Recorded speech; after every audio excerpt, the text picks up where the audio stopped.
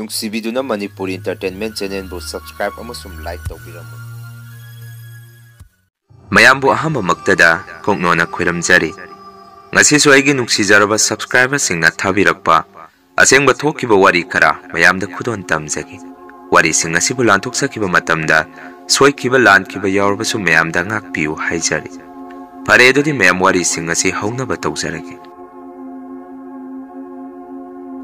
ꯋꯥꯔꯤ ꯑꯁꯤ ꯑꯩꯈꯣꯏ ꯁꯥꯒꯩꯒꯤ ꯏꯄꯨ ꯑꯃꯅ ꯕꯕꯥ ꯏꯃꯥ ꯍꯣꯏꯗ ꯂꯤꯕꯤꯔꯝꯕ ꯋꯥꯔꯤꯅꯤ꯫ ꯏꯃꯥ ꯕꯕꯥ ꯍꯣꯏꯅ ꯑꯃꯨꯛ ꯃꯆꯥ ꯑꯣꯏꯕ ꯑꯩꯈꯣꯏꯗ ꯋꯥꯔꯤ ꯑꯁꯤ ꯂꯤꯕꯤꯔꯛꯄꯅꯤ꯫ ꯑꯁꯨꯝꯅ ꯉꯁꯤꯗꯒꯤ ꯃꯇꯝ ꯀꯨꯏꯔꯕꯒꯤ ꯃꯃꯥꯡꯗ ꯁꯥꯒꯩ ꯑꯁꯤꯗ ꯏꯄꯨ ꯑꯃ ꯆꯤꯡꯗ ꯏꯪꯈꯣꯜ ꯀꯣꯏꯗꯨꯅ ꯂꯩꯔꯝꯃꯤ꯫ ꯃꯐꯝ ꯑꯗꯨꯗ ꯏꯄꯨ ꯑꯁꯤꯅ ꯌꯨꯝ ꯁꯝꯇꯛ ꯃꯆꯥ ꯑꯃꯁꯨ ꯁꯥꯔꯒ ꯃꯇꯝ ꯑꯅꯝꯕꯗ ꯃꯐꯝ ꯑꯗꯨꯗ ꯂꯩꯔꯝꯃꯤ꯫ ꯑꯗꯨꯕꯨ ꯅꯣꯡꯃ ꯑꯍꯤꯡ ꯅꯣꯡꯌꯥꯏ ꯑꯃꯗ ꯏꯄꯨ ꯑꯁꯤꯅ ꯃꯥꯒꯤ ꯆꯤꯡꯗ ꯁꯥꯕ ꯌꯨꯝ ꯑꯗꯨꯗ ꯂꯩꯔꯤꯉꯩ ꯃꯄꯥꯟꯗꯒꯤ ꯅꯨꯄꯤ ꯑꯃꯅ ꯆꯤꯡꯍꯤ ꯈꯤꯇ ꯂꯧꯖꯒꯦ, ꯌꯨꯝ ꯑꯁꯤ ꯀꯅꯥ ꯀꯅꯥ ꯂꯩꯒꯦ ꯍꯥꯏꯗꯨꯅ ꯃꯄꯥꯟꯗꯒꯤ ꯀꯧꯔꯛꯈꯤ꯫ ꯃꯇꯝ ꯑꯗꯨꯗ ꯏꯄꯨꯁꯨ ꯇꯨꯝꯂꯝꯕꯗꯒꯤ ꯐꯨꯛ ꯂꯥꯎꯅ ꯍꯧꯒꯠꯂꯒ ꯈꯣꯟꯖꯦꯜ ꯑꯗꯨ ꯉꯥꯏꯍꯥꯛ ꯇꯥꯗꯨꯅ ꯂꯩꯔꯝꯃꯤ꯫ ꯑꯗꯨꯕꯨ ꯀꯤꯅꯤꯡꯉꯥꯏ ꯑꯣꯏꯔꯕ ꯅꯨꯄꯤ ꯑꯃꯒꯤ ꯈꯣꯟꯖꯦꯜꯅ ꯆꯤꯡꯍꯤ ꯈꯤꯇ ꯄꯤꯌꯨ ꯄꯤꯌꯨ ꯍꯥꯏꯗꯨꯅ ꯍꯟꯖꯟ ꯍꯟꯖꯟ ꯀꯧꯔꯝꯃꯒ ꯇꯞꯅ ꯇꯞꯅ ꯆꯠꯈꯤ ꯍꯥꯏ꯫ ꯃꯇꯧ ꯀꯌꯥꯁꯤꯗ ꯏꯄꯨꯁꯨ ꯋꯥꯈꯜ ꯑꯃ ꯇꯧꯔꯝꯃꯤ꯫ ꯀꯔꯤꯅꯣ ꯉꯁꯤꯒꯤ ꯃꯇꯧ ꯑꯁꯤꯗꯤ? ꯍꯧꯖꯤꯛ ꯊꯦꯡꯂꯕ ꯑꯍꯤꯡ ꯅꯣꯡꯌꯥꯏ ꯑꯁꯤꯗ ꯆꯤꯡꯊꯛ ꯑꯁꯤꯗꯕꯨ ꯀꯔꯝꯕ ꯅꯨꯄꯤꯅꯣ ꯆꯤꯡꯍꯤ ꯅꯤꯔꯝꯃꯤꯁꯤꯕꯨ? ꯃꯁꯤ ꯃꯤꯗꯤ ꯃꯥꯟꯗꯦ, ꯎꯃꯪꯁꯤꯕꯨ ꯉꯥꯛꯄꯤ ꯁꯦꯟꯕꯤꯔꯤꯕ ꯏꯁꯣꯔ ꯑꯣꯏꯔꯤꯕ ꯖꯥꯔ ꯈꯜꯂꯝꯃꯤ꯫ ꯑꯍꯤꯡꯗꯨꯃꯗꯤ ꯏꯄꯨꯁꯨ ꯇꯨꯝꯕ ꯌꯥꯗꯕꯗꯒꯤ ꯅꯣꯡꯉꯥꯟꯕ ꯉꯥꯏꯔꯒ ꯃꯌꯨꯝ ꯑꯁꯦꯡꯕꯗ ꯀꯨꯝꯃꯛꯈꯤ꯫ ꯌꯨꯝ ꯍꯦꯛ ꯌꯧꯕꯒꯗꯤ ꯃꯆꯥ ꯃꯃꯧꯁꯤꯡꯗꯁꯨ ꯋꯥꯔꯤ ꯑꯗꯨ ꯇꯝꯃꯝꯃꯤ꯫ ꯆꯥꯁꯥ, ꯉꯔꯥꯡꯒꯤ ꯑꯍꯤꯡꯗꯤ ꯆꯤꯡꯒꯤ ꯏꯪꯈꯣꯜ ꯑꯗꯨꯗ ꯑꯍꯤꯡ ꯂꯦꯛꯄꯗ ꯃꯃꯥꯡꯗ ꯑꯃꯨꯛꯐꯥꯎ ꯊꯦꯡꯅꯗ꯭ꯔꯤꯕ ꯑꯉꯛꯄ ꯃꯇꯧ ꯑꯃ ꯏꯄꯥꯅ ꯊꯦꯡꯅꯔꯦ꯫ ꯌꯦꯡꯉꯨ, ꯑꯍꯤꯡ ꯅꯣꯡꯌꯥꯏ ꯑꯗꯨꯗ ꯀꯅꯥꯒꯨꯝꯕ ꯅꯨꯄꯤ ꯑꯃꯅ ꯆꯤꯡꯍꯤ ꯄꯤꯌꯨ ꯍꯥꯏꯗꯨꯅ ꯍꯟꯖꯟ ꯍꯟꯖꯟ ꯏꯄꯥꯒꯤ ꯅꯥꯛꯇ ꯂꯥꯛꯑꯒ ꯅꯤꯔꯝꯃꯤ꯫ ꯃꯇꯧ ꯑꯗꯨꯗ ꯏꯄꯥꯁꯨ ꯀꯤꯕꯗꯒꯤ ꯃꯄꯥꯟꯗ ꯊꯣꯛꯑꯒ ꯀꯅꯥꯅꯣ ꯀꯔꯤꯅꯣ ꯌꯦꯡꯉꯨꯗ꯭ꯔꯦ, ꯃꯁꯤꯕꯨ ꯀꯝꯗꯧꯔꯤꯕꯖꯥꯠꯅꯣ ꯍꯥꯏꯗꯨꯅ ꯃꯆꯥꯁꯤꯡꯗ ꯍꯥꯏꯔꯝꯃꯤ꯫ ꯃꯆꯥꯁꯤꯡ ꯑꯗꯨꯅ ꯄꯥꯕ ꯏꯪꯈꯣꯜ ꯀꯣꯏꯕ ꯑꯣꯏꯅ ꯁꯨꯝ ꯆꯠꯄꯅꯤ꯫ ꯑꯍꯤꯡꯗꯒꯗꯤ ꯂꯦꯛꯎꯅꯨꯗ, ꯆꯤꯡꯅꯨꯡ ꯃꯥꯅꯨꯡ ꯑꯗꯨꯗ ꯂꯥꯏꯕꯨ ꯑꯣꯏꯔꯦ ꯃꯤꯕꯨ ꯑꯣꯏꯔꯦ ꯄꯥꯕꯅ ꯈꯨꯗꯣꯡꯊꯤꯕ ꯅꯪꯒꯅꯤ ꯍꯥꯏꯔꯝꯃꯤ꯫ ꯃꯆꯥꯁꯤꯡꯒꯤ ꯋꯥꯐꯝ ꯑꯗꯨ ꯇꯥꯔꯕ ꯃꯇꯨꯡ ꯄꯨ ꯑꯗꯨꯁꯨ ꯉꯥꯏꯍꯥꯛ ꯋꯥꯈꯜ ꯇꯧꯗꯨꯅ ꯃꯐꯝ ꯑꯗꯣꯝꯗ ꯆꯠꯄꯗꯨ ꯃꯇꯝ ꯈꯔꯒꯤ ꯑꯣꯏꯅ ꯂꯦꯞꯄꯝꯃꯤ꯫ ꯇꯧꯕꯇꯕꯨ ꯆꯤꯡ ꯃꯊꯛ ꯑꯗꯨꯗ ꯏꯁꯥꯡ ꯅꯥꯄꯤ ꯊꯥꯍꯧꯕꯅꯤꯅ ꯏꯄꯨꯁꯨ ꯃꯐꯝ ꯑꯗꯣꯝꯗ ꯑꯃꯨꯛ ꯆꯠꯂꯒ ꯌꯦꯡꯁꯤꯜꯂꯝꯃꯤ꯫ ꯃꯇꯝ ꯑꯗꯨꯗ ꯑꯉꯛꯄ ꯃꯇꯧ ꯑꯃꯗ ꯏꯄꯨꯅ ꯆꯤꯡꯗ ꯊꯥꯔꯝꯂꯤꯕ ꯏꯟꯁꯥꯡ ꯅꯥꯄꯤ ꯃꯅꯥ ꯃꯁꯤꯡꯁꯤꯡ ꯑꯗꯨ ꯏꯄꯠ ꯄꯠꯊꯔꯒ ꯂꯣꯏꯅ ꯈꯨꯏꯗꯨꯅ ꯂꯩꯔꯝꯈꯤ꯫ ꯃꯗꯨꯗꯒꯤ ꯏꯄꯨꯁꯨ ꯄꯨꯡꯉꯛ ꯉꯛꯆꯔꯝꯃꯤ꯫ ꯀꯔꯤꯅꯣ ꯇꯧꯔꯝꯂꯤꯕ ꯃꯇꯧ ꯑꯁꯤꯗꯤ? ꯃꯁꯤꯗꯤ ꯃꯤꯅꯁꯨ ꯁꯥꯅꯁꯨ ꯃꯥꯟꯗꯦ꯫ ꯑꯩꯅ ꯋꯥꯅ ꯀꯣꯏꯖꯔꯤꯕ ꯏꯪꯈꯣꯜꯒꯤ ꯏꯟꯁꯥꯡ ꯅꯥꯄꯤꯁꯤꯡ ꯑꯁꯤꯕꯨ ꯑꯔꯦꯝꯕ ꯂꯣꯏꯅ ꯇꯥꯔꯗ꯭ꯔꯥ ꯍꯥꯏꯗꯨꯅ ꯏꯄꯨꯁꯨ ꯃꯊ꯭ꯋꯥꯏ ꯌꯥꯝꯅ ꯋꯥꯖꯔꯝꯃꯤ꯫ ꯅꯨꯃꯤꯠ ꯑꯗꯨꯁꯨ ꯏꯄꯨ ꯆꯤꯡ ꯑꯗꯨꯗ ꯑꯍꯤꯡ ꯂꯦꯛꯑꯝꯃꯤ꯫ ꯑꯗꯨꯕꯨ ꯑꯍꯤꯡ ꯑꯗꯨꯗꯁꯨ ꯃꯃꯥꯡꯗ ꯇꯧꯔꯛꯈꯤꯕ ꯑꯗꯨꯒ ꯆꯞ ꯃꯥꯟꯅꯅ ꯅꯨꯄꯤ ꯑꯃ ꯂꯥꯛꯑꯒ ꯆꯤꯡꯍꯤ ꯈꯤꯇ ꯄꯤꯌꯨ ꯍꯥꯏꯔꯛꯈꯤ꯫ ꯍꯟꯗꯛꯁꯨ ꯏꯄꯨ ꯑꯗꯨ ꯀꯤꯗꯨꯅ ꯃꯄꯥꯟ ꯊꯣꯛꯑꯝꯈꯤꯗꯦ꯫ ꯅꯣꯡꯉꯥꯜꯂꯝꯗꯥꯏꯒꯤ ꯃꯝꯂꯤ ꯇꯧꯕ ꯃꯔꯛ ꯑꯗꯨꯗ ꯏꯄꯨꯁꯨ ꯃꯌꯨꯝ ꯇꯝꯅ ꯑꯃꯨꯛ ꯀꯨꯝꯊꯔꯛꯈꯤ꯫ ꯃꯇꯝ ꯑꯗꯨꯗ ꯏꯈꯪ ꯈꯪꯍꯧꯗꯅ ꯏꯄꯨꯒꯤ ꯃꯥꯡꯗ ꯃꯁꯝ ꯃꯅꯥ ꯏꯐ ꯐꯥꯔꯕ ꯅꯨꯄꯤ ꯑꯃ ꯁꯠ ꯂꯥꯎꯅ ꯂꯥꯟꯗꯨꯅ ꯆꯠꯈꯤ꯫ ꯃꯗꯨ ꯎꯔꯨꯕꯗꯒꯤ ꯏꯄꯨꯁꯨ ꯃꯁꯥꯗ ꯏꯐꯤꯡ ꯐꯤꯡꯅ ꯇꯨꯡ ꯍꯟꯅ ꯌꯦꯡꯉꯝꯗꯅ ꯃꯌꯨꯝ ꯇꯝꯅ ꯆꯦꯜꯂꯛꯈꯤ꯫ ꯍꯟꯗꯛꯇꯤ ꯃꯆꯥꯁꯤꯡꯅꯁꯨ ꯏꯄꯨꯗ ꯉꯥꯡꯕ ꯍꯧꯔꯛꯈꯤ꯫ ꯀꯔꯤꯒꯤꯅꯣ ꯄꯥꯕ ꯅꯪꯅ ꯆꯤꯡ ꯑꯗꯨꯗ ꯑꯗꯨꯛ ꯌꯥꯝꯅ ꯆꯠꯅꯤꯡꯉꯕꯗꯤ? ꯊꯥꯏꯅꯗꯒꯤ ꯍꯧꯅ ꯂꯥꯏꯐꯝ ꯌꯥꯝꯅ ꯀꯟꯕ ꯖꯒꯥꯅꯤ ꯄꯥꯕꯅ ꯏꯪꯈꯣꯜ ꯀꯣꯏꯔꯤꯕꯗꯨ꯫ ꯃꯃꯥꯡꯗꯁꯨ ꯈꯨꯜꯁꯤꯒꯤ ꯃꯤꯑꯣꯏ ꯑꯃ ꯑꯅꯤ ꯊꯧꯔꯤ ꯌꯥꯜꯂꯒ ꯁꯤꯔꯝꯕꯁꯨ ꯊꯦꯡꯅꯔꯤꯗꯨꯅꯤ꯫ ꯄꯥꯕ ꯅꯪ ꯍꯌꯦꯡꯈꯩꯗꯤ ꯆꯠꯂꯨꯔꯅꯨ, ꯖꯒꯥ ꯑꯁꯤꯁꯨ ꯌꯥꯝꯅ ꯄꯤꯛꯄ ꯅꯠꯇꯦ, ꯁꯤꯗ ꯑꯣꯏꯅ ꯏꯟꯁꯥꯡ ꯅꯥꯄꯤꯗꯨ ꯊꯥꯔꯣ ꯍꯥꯏꯔꯝꯃꯤ꯫ ꯑꯁꯨꯝꯅ ꯅꯨꯃꯤꯠ ꯑꯗꯨꯗꯒꯤ ꯏꯄꯨꯁꯨ ꯃꯇꯝ ꯈꯔꯗꯤ ꯆꯤꯡ ꯑꯗꯣꯝꯗ ꯆꯠꯂꯝꯗꯦ꯫ ꯇꯧꯕꯇꯕꯨ ꯏꯄꯨꯒꯤ ꯃꯪꯗ ꯅꯨꯄꯤ ꯑꯗꯨ ꯑꯃꯨꯛ ꯂꯥꯛꯇꯨꯅ ꯆꯤꯡꯍꯤ ꯑꯗꯨ ꯑꯃꯨꯛ ꯅꯤꯔꯛꯈꯤ꯫ ꯑꯗꯨꯒ ꯑꯁꯨꯝꯅꯁꯨ ꯍꯥꯏꯔꯛꯈꯤ, ꯀꯔꯤꯒꯨꯝꯕ ꯑꯩꯅ ꯅꯤꯔꯤꯕ ꯆꯤꯡꯍꯤ ꯑꯁꯤ ꯄꯤꯗ꯭ꯔꯕꯗꯤ ꯅꯪꯒꯤ ꯅꯆꯥꯅꯁꯨ ꯑꯩꯅ ꯆꯤꯡ ꯑꯁꯤꯗ ꯀꯧꯒꯅꯤ ꯍꯥꯏꯔꯛꯈꯤ꯫ ꯃꯗꯨꯗꯒꯤ ꯏꯄꯨꯁꯨ ꯄꯥꯈꯠꯂꯛꯄꯗꯒꯤ ꯆꯤꯡꯍꯤ ꯑꯗꯨ ꯃꯌꯨꯝꯗꯒꯤ ꯄꯨꯔꯒ ꯆꯤꯡꯗ ꯑꯃꯨꯛ ꯀꯥꯔꯝꯃꯤ꯫ ꯑꯗꯨꯒ ꯏꯄꯨꯒꯤ ꯆꯤꯡꯗ ꯂꯩꯔꯤꯕ ꯌꯨꯝ ꯑꯗꯨꯒꯤ ꯃꯥꯡꯒꯣꯟꯗꯔꯤꯗ ꯆꯤꯡꯍꯤ ꯑꯗꯨ ꯊꯝꯗꯨꯅ ꯑꯍꯤꯡ ꯑꯗꯨ ꯆꯤꯡꯗ ꯑꯃꯨꯛ ꯂꯦꯛꯈꯤ꯫ ꯅꯣꯡ ꯍꯦꯛ ꯉꯥꯟꯕꯒ ꯏꯄꯨꯅ ꯉꯟꯇꯥꯅ ꯍꯧꯒꯠꯂꯒ ꯆꯤꯡꯍꯤ ꯑꯗꯨ ꯂꯩꯕ꯭ꯔꯥ ꯍꯥꯏꯗꯨꯅ ꯌꯦꯡꯉꯨꯕꯗ ꯉꯔꯥꯡ ꯊꯅꯝꯈꯤꯕ ꯃꯄꯥ ꯑꯗꯨꯗ ꯆꯤꯡꯍꯤ ꯑꯗꯨ ꯂꯩꯔꯝꯈꯤꯗꯦ꯫ ꯃꯇꯧ ꯑꯗꯨꯗ ꯏꯄꯨꯁꯨ ꯄꯨꯡꯉꯛ ꯉꯛꯆꯔꯝꯃꯤ꯫ ꯏꯄꯨꯅ ꯌꯨꯝꯗ ꯀꯨꯝꯃꯛꯄꯗꯁꯨ ꯆꯤꯡꯒꯤ ꯅꯥꯀꯟꯗ ꯂꯩꯕ ꯄꯨꯈ꯭ꯔꯤ ꯑꯃꯗ ꯃꯁꯛ ꯈꯪꯗꯕ ꯅꯨꯄꯤ ꯑꯃ ꯃꯁꯝ ꯃꯅꯥ ꯊꯥꯗꯣꯛꯑꯒ ꯏꯔꯨꯖꯗꯨꯅ ꯂꯩꯔꯝꯕ ꯑꯃ ꯏꯄꯨꯅ ꯎꯔꯝꯃꯤ꯫ ꯑꯁꯨꯝꯅ ꯃꯇꯧ ꯀꯌꯥꯁꯤꯗ ꯏꯄꯨꯁꯨ ꯆꯤꯡꯗ ꯆꯠꯂꯝꯈꯤꯗꯦ꯫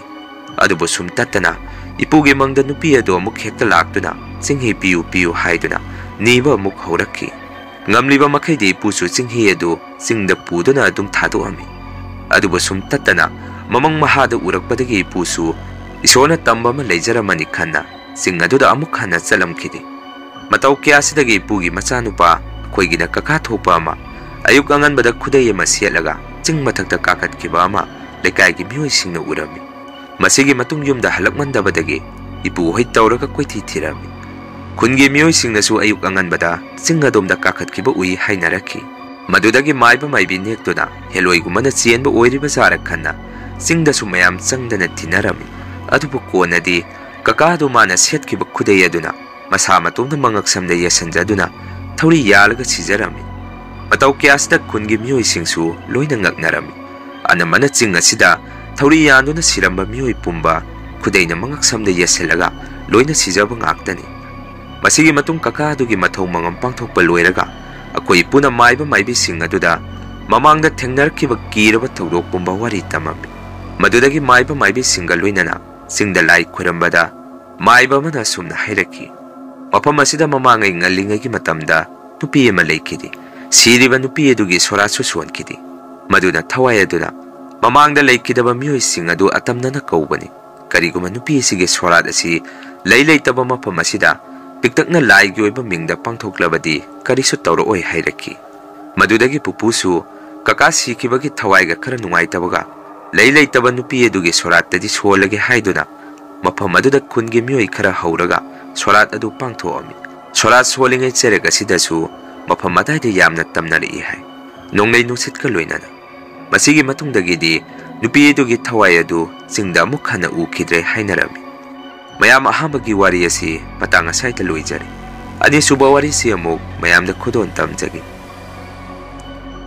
wari asi ge subscriber iselamana ipam da thabirakpani ai gaming thoisna kauje wari si samakta asengba thokiba thengnakiba thawdo amagi wari asumna ngasidagi tha khargi mamangda aigi kaka amana aingonda phone tawruktuna asumna hairaki thoisna Nursing Institute amagi wadel ama longni haidana khudakta order ama thore nang madu changhoro hairaki wafam adu daisu harauman khiduna thaba adu join tawba salami sada su asukki matik harau sarami thabak ama phangle haiduna masigi matung aisu mafam adu da leiduna sagi thabak ta pungning changna mayon chinjarami